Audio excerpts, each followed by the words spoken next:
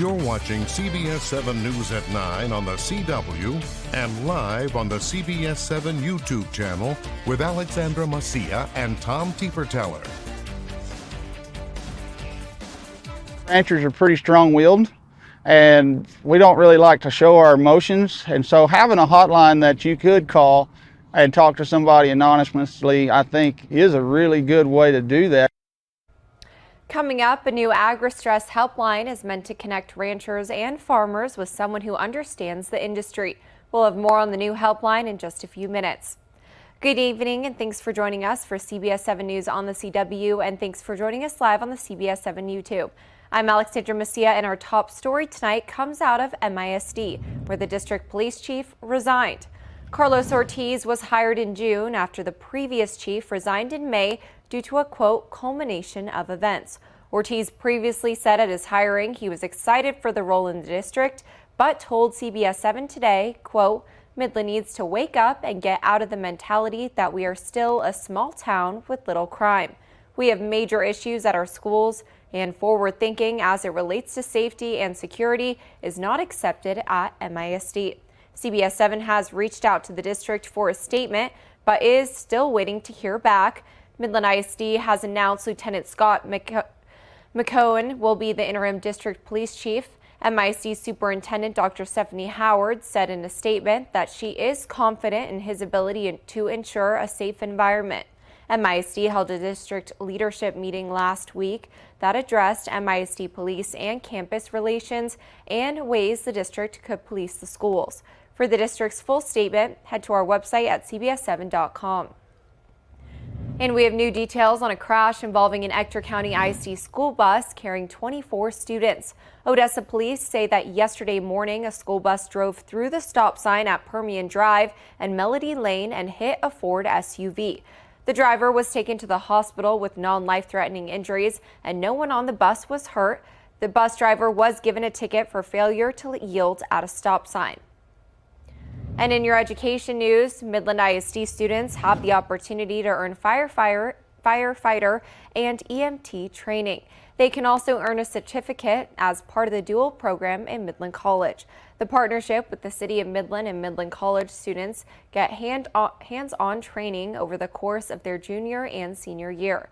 Midland Fire Department requires all firefighters to be EMT certified, so seniors be prepared for the Emergency Medical Basic Certification exam when they graduate from high school. You learn a lot of team building skills here, and they really pressure down on working together. Like, that's the first thing you do. Is as soon as we got here, they started working us out, and we all kind of split up and tried to do it as fast as we can. The dual credit program has been in place since 2021. And speaking of the firefighters high school program, 22 Fire Academy recruits graduated today. One of those firefighters started her journey in the high school program and is now the first to graduate from that program and the MFD recruit training process. For 6 months, Abigail Carrillo and 21 others learned to put on their gear, take it off, work as a team, and become firefighters. You never stop learning. You meet a lot of people. I'm very excited for when I get my first fire and I have to run in there, and it's not playing anymore. You go do your job, you save lives. So I'm very excited for that. The Midland Fire Chief says that excitement is important for their jobs. Seeing that excitement lets me know that, first off, the training division did their job. They let them know what to expect, because it is an exciting job and it's fun. But second, that they're up for the task of the things that they're going to see, because it can be a stressful job, so you got to have some excitement going into it just so you can handle those days. The fire department now has 13 openings it's looking to fill. If you want to be a firefighter, the city has applications on its website. And it's time to take a look at weather. Chief Meteorologist Tom Tieferteller is here to tell us what we can expect. Tom? Well, we are dealing with a few thunderstorms this evening across the area. Let's go ahead and take a look at the radar right now, where we are seeing those scattered showers and thunder showers continuing across parts of West Texas. Seeing some of that activity again developing and pushing off to the east and northeast across the area, really lining up from areas right around Loving back over towards the Hobbs area in Lee County. We'll zoom in a little bit and show you that we do have a lot of thunderstorms out there, capable of producing up to 3/4 inch hail. So we're talking about dime size hail, nickel size hail, wind gusts up to 55 miles an hour with some of the heavier activity, especially here moving in across the city of Hobbs. And this could have brushed areas of northwestern Andrews County into western Gaines County here over the next couple hours. It was a hot day out there as we saw plenty of 90s, even triple digits out towards Wink and Pecos and down towards Presidio. And taking a look at current temperatures as we have some lightning off in the distance there. We are seeing temperatures again into the lower 80s right now across the area. So trying to cool off. Bigger cool down on the way we'll talk about here in a couple of minutes. Thanks, Tom. And some consumer news. After 78 years of business, the Porter family has decided to sell their chain of grocery stores to Lowe's Market, effective December 1st. The 10 Porter stores span across West Texas, stretching from Seminole to Presidio. The Lowe's family will take over operations for all 10 of these stores. The Porter family says the Lowe's share the same principles and values as they do, and they are trusting them to continue to take care of their customers and team members. The Porter family thanked the community for their support over the years and said they are looking forward to serving their community through one final Thanksgiving season. And now we turn to your health headlines, specifically mental health and suicide prevention in the agriculture field. September is Suicide Prevention Month, and one program wants to spread the word about the Agri-Stress Helpline. It's a 24/7 resource that connects farmers and ranchers with a listening ear that understands the industry. Midland County farmer Matt Norton says his favorite part of his job is that he learns something and does something new every day. That can also be the stressful part. Weather, market prices, legislation, you name it. Farmers endure the stress of many factors they can't control. In West Texas, it's a drought. Chief Meteorologist Tom Tieferteller says we're on track to experience one of the driest years, if not the driest. It takes endurance to work in agriculture, and many work even if they're sick or hurt. Farmers and ranchers, you can't even get us to go to the doctor, much less talk about mental health. We get hurt, we work sick, we'll cut our hands open, we'll put electrical tape on it and keep on going. Experts also say stigma within the farming community and pressure to preserve family legacies also factors into the need for a special helpline. You can call 988, that's just a suicide hotline, but the person on that end line really doesn't know anything about agriculture or the stresses this farmer rancher might be going through. To reach the Agri-Stress Helpline, you can dial 833-897-2474. To reach the National Lifeline, dial 988. And if you pass by the Ector County Courthouse today, you may have seen posters and empty chairs. Take a look. This is the Empty Chair campaign put on by the Drug-Induced Homicide Organization. It's done yearly to show people just how many children, teens, and adults will leave their home with an empty chair due to fentanyl poisoning. Though this is an annual event, this is the first time the local organization, known as the 111 Project, has participated to send a message to West Texans. Fentanyl is not going away. It's not something that's, everyone might think that it's died down or whatever, but it's not. It's happening every single day still. And so the more that we show people, maybe that'll, be on the forefront of their mind and realize that it is serious. Members of the 111 Project who lost friends and relatives showed up to place cards, crosses, flowers, and balloons. The posters and chairs will be up from 8 in the morning to 8 at night. And for nearly 20 years, the Hispanic Heritage Organization has been celebrating the great work members in our community are doing by showing them off on a billboard in downtown Odessa. This year, the Abalos family and the Chavez family are both being celebrated, and the theme is Our Family and Our Future. For the Abalos family, that is what their company is all about. The Abalos family has had a law firm in the community for nearly 50 years and have helped many families in our community. My father, Richard C. Abalos, was the first Hispanic Mexican-American attorney here in Odessa, and that was over, like I said, 40 years ago. I'm an attorney, and I've been doing that for almost 20 years. And my nephew's up there, and we don't know if he'll be an attorney yet or not, but he might, and he's our future. The Chavez family is represented by Delma Chavez, who is the madrina of the Hispanic Heritage Organization and is also the owner of St. Joseph's Healthcare, plus her grandson, who has competed in athletic competitions across the world.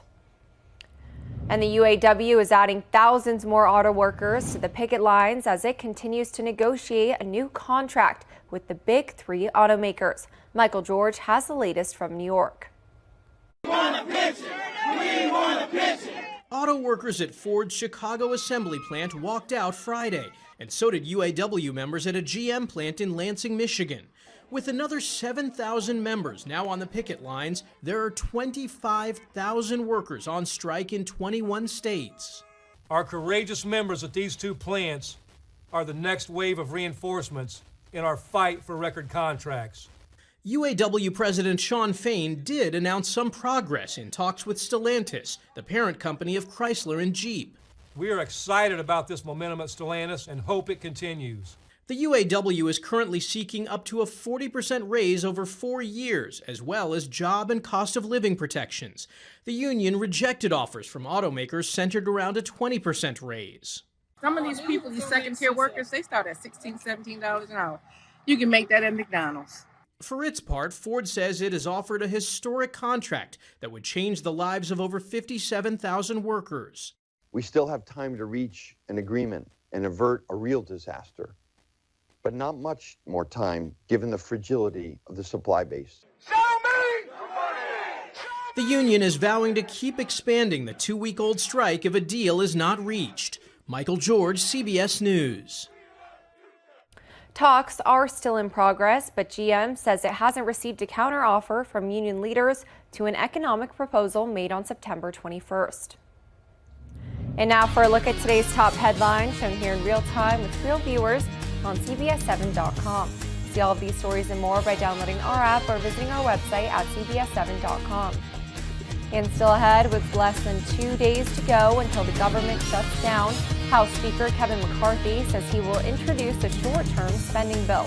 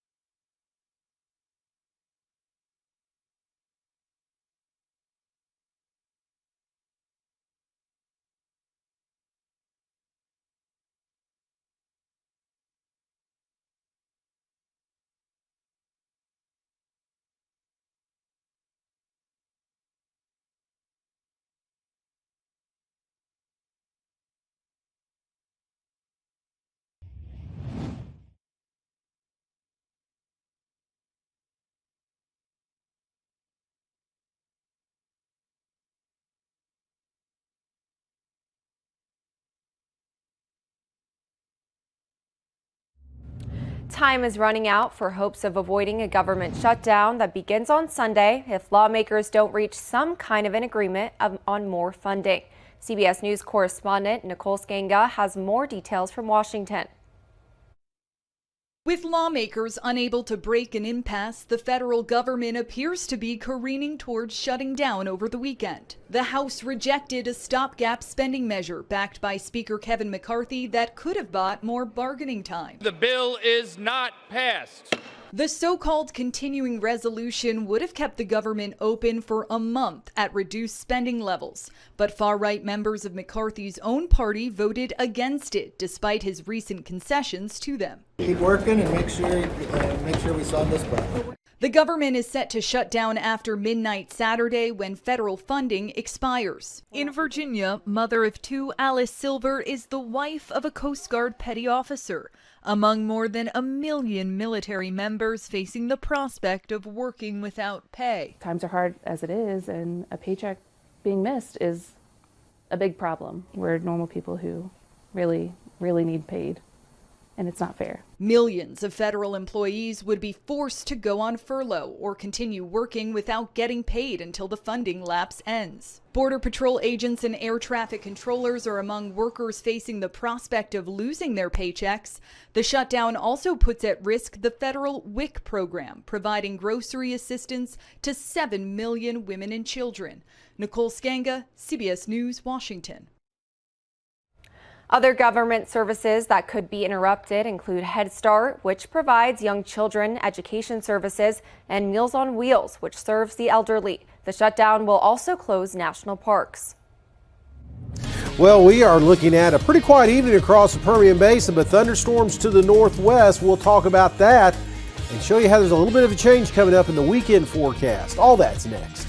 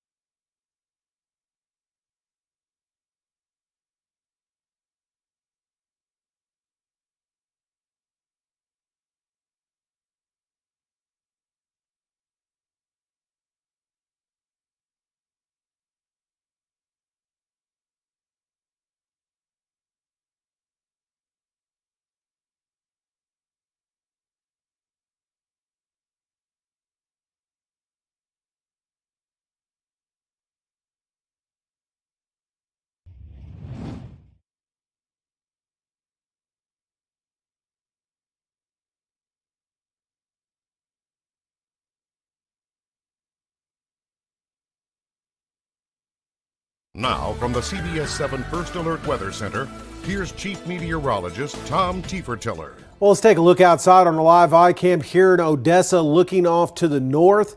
We are seeing that we do have occasional flashes of lightning showing up here and there across the area. Really back over here towards the north, we're seeing a little bit of lightning from those scattered showers and thunderstorms that are really lining up with plenty of lightning now from Yoakum County down towards the Hobbs area into southwestern parts of Lee County in New Mexico. This is out in some rural areas west of Jal and Eunice right now and up towards the Hobbs area, but we could be looking at up to nickel-sized hail, wind gusts up to 55 miles an hour with some of this activity that continues to develop and kind of push off to the north and northeast. Looks like an outflow boundary coming out from this may produce some gusty winds as it does roll into around the Eunice area and Jal and into portions of northwestern part of the Permian Basin, I should say.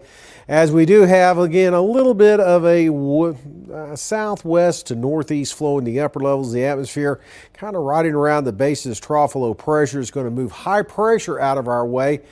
And once this trough starts to roll down and move to our north, we're going to see a cold front whip through the area. And that's going to bring some nicer changes to the forecast, even a touch of fall next week. Well, right now, though, we are dealing with some scattered showers, thunder showers again, right there across the southeastern corner of New Mexico. Everything else in the mountain areas has really died down for tonight. Temperatures across the state, we saw some hot stuff, especially back here in West Texas with triple digits. Wink, Pecos, Presidio, Terlingua this afternoon. Now, the West Texas Futurecast shows scattered showers, thunder showers, I think will be moving up across the South Plains and then ending after midnight tonight. Tomorrow, best bet for the isolated showers, thunder showers is going to be across the mountain areas, it looks like. Maybe a few across southeast of Mexico, but kind of setting up further off to the west.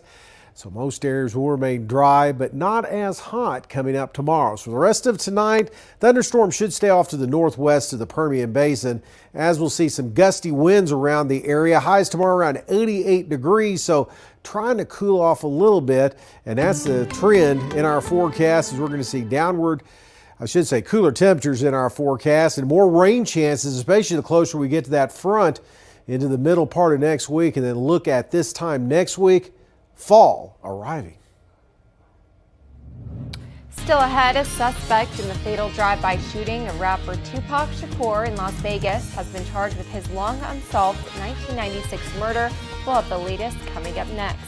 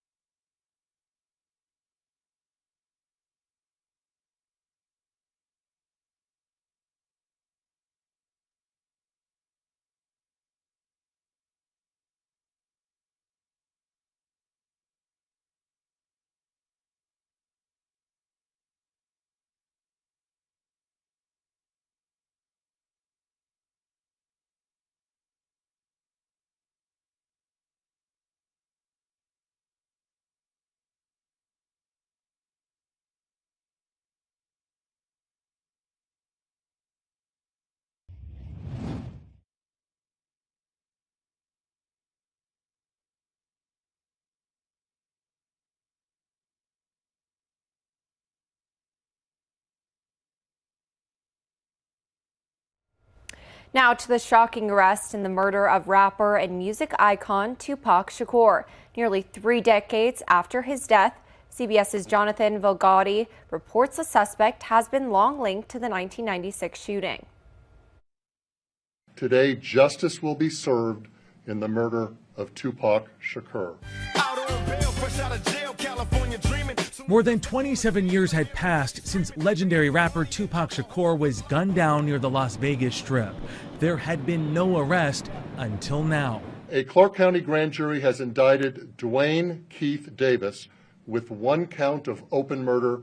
Now 60, Davis had been linked to the case for years, even admitting in a 2019 memoir that he was in the car during the drive-by shooting. Police today showed hotel surveillance video of a gang fight they say incited the attack on Shakur. Hands on top of your head right now. In July, Davis's Nevada home was searched. Police seized several items. Shakur was just 25, but already a hip-hop icon with 75 million records sold. I like to think I'm revolutionary. His music still relevant today, a life that ended too soon.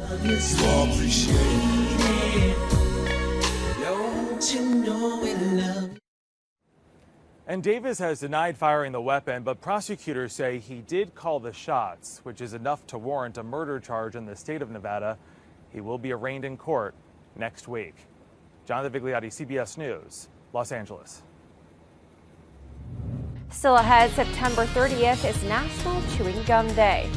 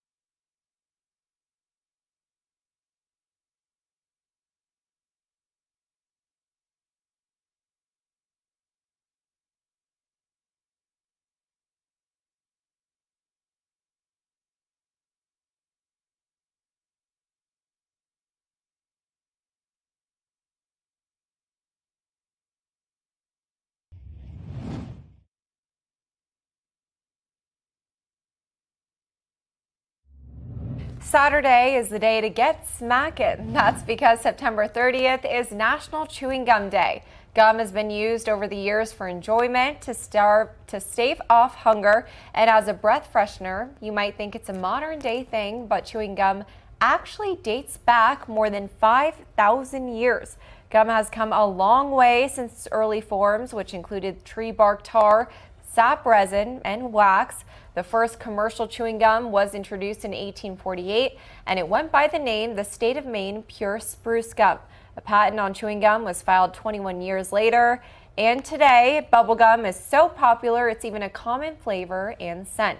You can mark the day by buying a pack of your favorite gum, sharing a piece, and posting to social media, #ChewingGumDay.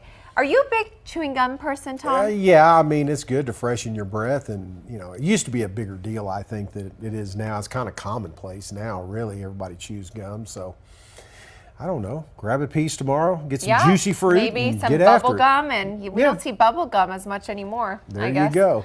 All right, well. We have thunderstorms out there tonight, and it looks like that's going to stay northwest of the Permian Basin. We'll keep an eye on it for you. Thanks for joining us.